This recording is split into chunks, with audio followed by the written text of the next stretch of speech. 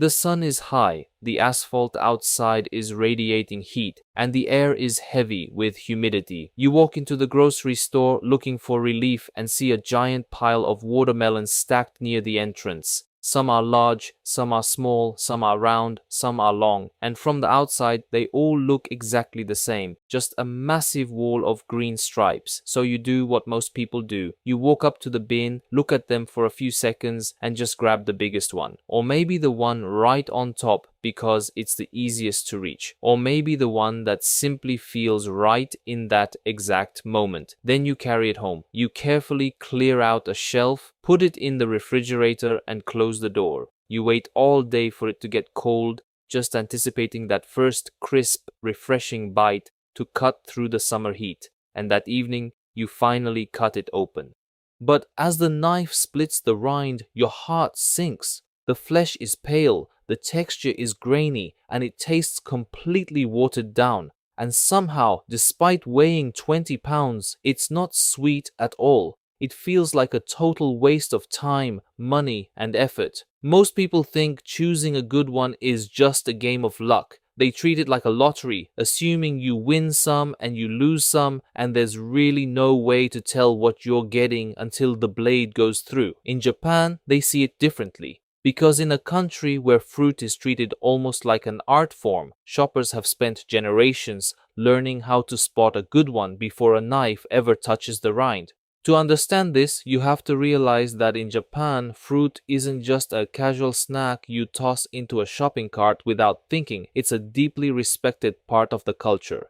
It's given as a premium gift to show gratitude, displayed like jewelry in high-end boutiques, and savored slowly with family. When a culture treats food with that level of reverence, the way people shop changes completely. Japanese shoppers don't guess. They look for clues, engaging their senses and paying close attention to the surface of the melon. They read the rind like a map, looking for small details that reveal whether it was allowed to fully ripen on the plant or picked way too early. They understand that nature always leaves a record of its work. You just have to know how to read it. And the surprising part is, none of these tests require special tools, experience, or years of farming knowledge. You don't need a degree in botany or high-tech agricultural gear. You already have everything you need right now. By the end of this video, you'll know exactly what to look for the next time you're standing in front of that big display at the store. Today we'll go through the 4 simple tests many Japanese shoppers use. And when you these 4 signs, you'll never have to gamble on a melon again. Test 1. The yellow belly test. The first test is the one many experienced sellers pay attention to before anything else. Pick up a melon and turn it over. Somewhere on the bottom, you'll find a large patch that looks different from the rest of the skin. It might be creamy yellow, it might be pale white, or sometimes it's barely visible at all. Most shoppers never give it a second look, dismissing it as an ugly blemish or a flaw. But that spot tells a story. It's known as the field spot, and it's the physical footprint of the melon's journey on the earth. While it's growing, it doesn't hang from a branch or sit suspended in the air. It spends weeks resting in the exact same position on the ground. The sun reaches every part of it except that one spot pressed against the earth. That untouched patch slowly changes as it matures. It's sheltered from the light, soaking up the warmth radiating from the soil beneath it, and the longer it stays on the vine, the deeper that color becomes. To really understand what this means, imagine 2 melons growing side by side in the exact same field under the exact same summer sky. The first one is harvested early by a grower rushing to get product to the market. When you flip this one over, its field spot is a stark, bright white or a very faint green. A white field spot means it was pulled from the ground way too soon. The plant stopped growing before it had enough time to fully develop its sugars. From the outside, it might look perfectly fine with beautiful, crisp, dark green stripes. But because it was cut off from its lifeline early, the internal ripening process just stopped. When you cut it open, you're far more likely to find pale flesh and a disappointing bland taste. Now imagine the second melon in that same field. The farmer decides to wait. They leave it untouched on the vine for an extra week or two, letting the natural cycle finish up. As it sits in the warm dirt, drawing continuous nourishment, that hidden patch underneath undergoes a massive transformation. A ripe melon should have a rich, creamy yellow field spot, not bright white, not pale green, and not barely visible, just yellow. Think of the color of butter left out on a summer afternoon. That's exactly what you're looking for. That yellow spot is undeniable physical proof that it was allowed to finish the job. The vine kept feeding it, pouring nutrients into its core, while the sun kept warming it. It stayed in the field long enough to develop the intense sweetness people are actually looking for. It's a badge of patience. The next time you're standing in front of a pile of watermelons, try a simple experiment. Ignore the size, ignore the price, turn over 3 or 4 different ones and compare the field spots. You'll start noticing something almost immediately. Some are nearly white, while others have a deep golden color. If you only remember one thing from this entire video, remember this. The best, sweetest flavor often reveals itself before you ever pick the melon up. All you have to do is look underneath, and once you've found one with a beautiful yellow belly, it's time for the second test. Test 2. The weight test. This next one surprises most people because it has nothing to do with how the melon looks. It has everything to do with how it feels. After you found one with a good yellow field spot, pick it up. And don't just lift it for a split second to see if you can manage it. Actually hold it up in the air, feel its weight in your hands, letting your muscles register the mass. Then pick up another one of roughly the same size from the pile and compare them. Most people assume the bigger one is automatically better, but experienced shoppers know a secret. What matters isn't how large it is. What matters is how heavy it feels for its size. Picture 2 melons sitting next to each other in a wooden bin. Visually, they look like identical twins. Same width, same length, same volume. But when you lift the first one, it feels exactly like you'd expect. Manageable. Almost surprisingly light for something that size. You set it down and lift the second one, and your arms immediately feel the strain. Your posture adjusts. It feels incredibly dense, like a heavy stone wrapped in a green rind. There is a precise scientific reason for this. A good melon is made up of more than 90% water. When it's been allowed to fully mature, it fills itself to absolute capacity with water, sugars, and dense nutrients pulled from the vine over weeks of growth. Every single inch of the inside becomes fully saturated, leaving no empty space. All of that concentrated moisture and sugar adds serious weight. A ripe melon should almost catch you off guard. You look at it and think, there's no way that thing is very heavy. Then you pick it up and realize it feels solid as a brick. That's a magnificent sign. One that feels unusually light for its size is usually the exact opposite. It might have been harvested too early before it could draw in its full volume of water. It might have spent too long in storage or in transit drying out from the inside, or it may have just been a dud that never fully developed. From the outside, it still looks impressive, but inside there's less juice, less flavor, mostly just empty air and spongy, dry flesh. A melon can easily hide its quality from your eyes, masking a lack of sweetness behind a beautiful pattern. But it can't hide its weight. Just like that yellow belly underneath, the density in your hands is a clear signal left behind. So after you've checked the underside, do what most shoppers never bother to do. Pick up 2 or 3 candidates. Compare them directly against each other and trust your hands. The heavier one is almost always going to be the sweeter one. But there is one more test that Japanese shoppers have used for generations. And unlike the yellow belly or the weight test, this one relies on something completely different: your ears. Test 3. The sound test. This is probably the most famous test of them all. Even people who know nothing about farming or picking fruit have seen someone do this at least once. They walk into a store, pick up a melon, give it a few taps, and then somehow decide whether it's good based on an invisible cue. Most people assume it's just an old myth, a bit of supermarket theater passed down through families that doesn't actually mean anything, but there is actually a fascinating reason behind it. After you've checked the yellow belly and compared the weight, hold the melon securely and give the rind a firm tap with your knuckles. Not a punch that could bruise it, and not a soft slap that only makes surface noise. Just a quick, solid tap. Then listen closely to the feedback. What you're listening for isn't how loud it is, it's the tone. A ripe melon produces a deep, hollow sound, almost like tapping on a wooden drum. The sound travels cleanly through the dense structure inside and comes back with a low, resonant echo. That resonance tells you it is absolutely full of juice and perfectly developed. The flesh is firm, the water content is high, and it has reached the exact point where texture and sweetness hit their peak.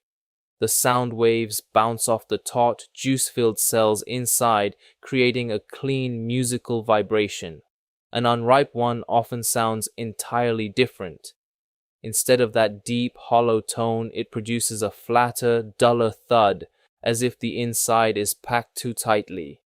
The flesh hasn't fully developed its structure yet, so the sound gets absorbed and muffled rather than echoing back. Then you have the opposite problem, an overripe melon. This one sounds soft, thuddy, and completely lifeless. The crisp sharpness is entirely gone. The sound dies immediately instead of ringing through the fruit. That dead sound usually means the flesh inside has started breaking down, collapsing into mush and leaving large pockets of air. It might technically still be sweet, but the texture is ruined, and that completely spoils the eating experience. The challenge with the sound test is that no one can explain it perfectly in words. It's the kind of knowledge you have to experience. You have to hear it for yourself to truly get it. The first time you try it, the differences might seem tiny. The second time, you'll start noticing subtle shifts in pitch. By the fifth or sixth one, your ears will begin to recognize the pattern naturally. That is why experienced fruit sellers look so calm and focused when they're choosing. They're not guessing and they're not rushing. They're comparing, listening, and paying attention to small acoustic differences most shoppers walk right past. Before we move on to the final sign left by the vine, it helps to look at why people still end up with bad fruit even when they try to be careful. There are 3 common mistakes. The first mistake is choosing based entirely on looks. Many people look for a melon that is perfectly shiny, with flawless stripes and absolutely no marks on the skin. They treat it like they're buying glassware, but a completely pristine, polished exterior usually means it was picked before it had a chance to weather the natural ripening process in the dirt. The second mistake is relying on the thumb without comparing it to anything else. People will walk up to a single melon, tap it once, hear a sound, and just throw it in their cart. Tapping only works if you establish a baseline.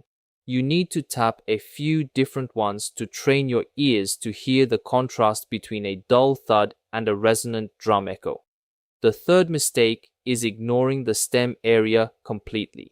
Shoppers focus so much on the main body that they never look at the connection point where its life actually began. And that brings us directly to our final test. If a melon passes all 3 tests so far, a rich yellow belly, a surprising heft, and a deep hollow sound, your chances of bringing home a winner have already skyrocketed. But there is still one final clue left behind by the vine itself. And unlike the other tests, this one tells you exactly when the plant decided the fruit was ready to be taken. Test 4, the Tendril Test. This 4th test is one that many people never notice in a standard grocery store aisle. In fact, once you learn it, you'll probably find yourself checking every single melon you see for the rest of your life. Take a look at the stem end. Near where the fruit was attached to the main vine, you'll sometimes find a small, curly tendril. It looks almost like a tiny green or brown spring, a little twisted piece of vine that grew right next to it over the summer months. Most shoppers ignore it completely, viewing it as just a piece of dried debris, but to growers, it can reveal everything about the timing of the harvest. As a melon ripens, the plant begins preparing to let it go. Its biological purpose is wrapping up. The flow of nutrients through the main pathways slows down. The vine starts pulling back its energy, conserving resources for the rest of the plant, and eventually that small curly tendril nearby begins to dry out from a lack of moisture. When that tendril is completely brown, dry, and brittle, it's a definitive sign that it completed its full ripening process on the vine. The plant itself decided it was ready, cutting off the supply line because the fruit had reached peak maturity. That's exactly what you want. A melon that naturally graduated. A green bendable tendril tells a completely different story. It suggests it was harvested before the ripening process was finished. The vine was still actively pumping nutrients into it when the shears cut it away. It might still be edible, and it might even be decent, but it will never reach its true potential. If you're looking for the absolute best one in the pile, most experienced growers would choose the dry tendril every single time. Now, this test isn't always available to us. Many grocery stores trim the stems very close for aesthetic reasons or easier packaging. Some commercial distributors remove the tendrils entirely during the cleaning process, and sometimes it arrives at the store without enough of the vine attached to tell the difference at all. That's why the Tendril test works best as a confirmation rather than your first or only check. Think of it as the final piece of evidence in your investigation. The yellow belly tells you how long it rested in the field, absorbing warmth. The weight tells you how much water and sugar it successfully stored inside its walls. The sound tells you what's happening acoustically inside the flesh, and the tendril tells you whether the vine itself believed it was ready to be picked. When all four signs point in the same direction, you're no longer guessing. You're making a calculated, informed choice based on clear signals. And that brings us to something many people immediately associate with Japanese watermelons. Something you've probably seen in photos, design magazines, or travel shows, but may never have seen in person. The famous square watermelon. At first glance, it looks almost impossible, like it's defying the laws of biology. A perfectly square fruit with sharp edges, smooth vertical planes, and flat sides, looking more like a high-end modern decoration than something grown out of the dirt in a rural field.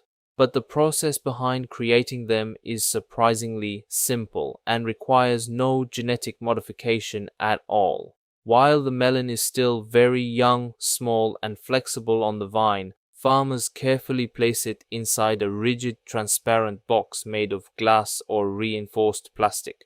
As it expands during its growth spurt, it presses against those unyielding walls, naturally taking the exact square shape of the container around it. The result is the famous square watermelon that has become one of Japan's most recognizable icons. But here's something many people don't realize about these famous creations. They are not grown to be eaten. In fact, they're almost always harvested long before reaching full internal ripeness, just so they can keep their rigid, perfect geometric shape during transport, storage, and long displays. If they were allowed to fully mature and fill with juice to develop that deep yellow belly and the satisfying hollow thump, they would crack or spoil almost instantly. They're valued far more for their appearance, decorative value, and symmetry than their actual flavor. They are meant to be looked at, not sliced up at a summer picnic, which serves as an interesting reminder for all of us. The best one isn't always the most unusual one. It isn't the most expensive one sitting on a velvet cushion, and it certainly isn't the one with the most mathematically engineered shape. The sweetest flavor usually comes from the ordinary, slightly irregular melon that simply spent enough time on the vine and shows the right natural signs of ripeness. It's the one that followed the slow, natural process without anyone interfering. And those signs are available to anyone who knows where to look. There is something profoundly beautiful about this kind of old-school knowledge. Most of it isn't complicated or shrouded in mystery. It doesn't require a smartphone app, digital sensors, or expensive equipment, and it usually isn't hidden away from the public. The problem is that somewhere along the way, in our rush for convenience and speed, we just stopped paying attention. We began relying on barcodes and uniform packaging rather than using our own senses to evaluate what we eat. For generations, farmers and consumers learned to read the subtle signs left behind on the surface of food. They checked the color of the field spot. They measured the weight in their hands. They listened for the sound beneath the rind. They observed the condition of the vine. These were small details that told a complete story of time, weather, and care. Today, most people walk through a grocery store, see a giant pile of watermelons, and see nothing but green spheres. A farmer sees something different. A fruit seller sees a collection of individual histories. And once you've learned these 4 tests, you'll start seeing something completely different too. You'll notice the depth of a yellow belly before anyone else does in the store.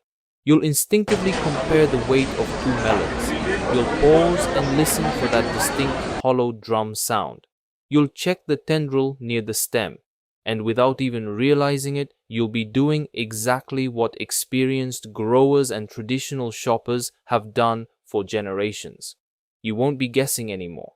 You will be observing, because bringing home the perfect, sweetest slice of summer was never truly a matter of luck. The clues were always there, waiting to be read. The sun wrote some of them with its light, the earth wrote some of them through the soil, and the vine finished the story. All you had to do was learn how to read the language. The next time you bring a watermelon home from the store, put these 4 tests to work and tell us how it turned out.